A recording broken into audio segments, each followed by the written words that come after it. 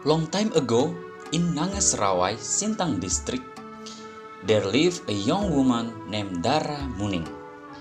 Her husband had been away for a long time before his son was born. Due to the economic demands of the family which required him to leave his beloved wife and hometown until the end of his life, he never returned. After Dara Muning gave birth of a son, the child was named Bujang Munang. Bujang Munang is a handsome and smart boy. Dara Muning loves Bujang Munang very much. His son can make him stay strong in life. His son always makes his days bright. His son has a lot of hope on his shoulders. Bujang Munang grew up to be a smart kid like most people in the village. Bujang Munang likes to play, so he doesn't remember the time. So his mother was Dara Muning so angry when Bujang Munang arrived at his mother's house. He hit his head with the spoon he used to cook rice. She was very angry, so she hit him hard so that she made a torn wound on the head of Bujang Munang. A few years after the incident, Bujang Munang decided to go abroad to try his luck. He also wanted to find his father, who didn't know where.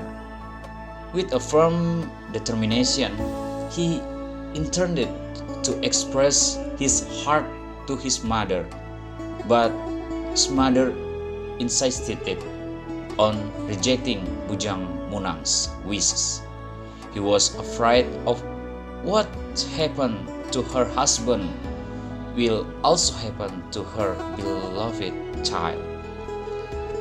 Because his mother didn't grant his wish, Bujang Munang was gloomy, so he spent his days sitting daydreaming. Seeing his son sad, Dara Muning allowed his son to wander even though with heavy feelings. Finally, Bujang Munang went to wander. Island after island was explored, but his father could not be found either. Many years have passed, so that in the end, he decided to return to his hometown. He has arrived back to his native village. He feels foreign to his hometown that he have left for a long time. This can happen because the situation in the village has changed a lot. After some time in Nangaserawai, Bujang Munang had met a very beautiful woman. Unfortunately, the woman is Dara Muning, his own biological mother. Both parties are not aware of it, so they fall in love with each other and then get married. On time, Bujang Munang's head felt very itchy, so he asked his wife to curse him. While catching lice on her husband's head, Dara Muning found a scar on the top of his head, which reminded him to the incident several years ago, when he, in a state of oblivion, had injured his son. To her husband, Dara Muning immediately asked about the incident.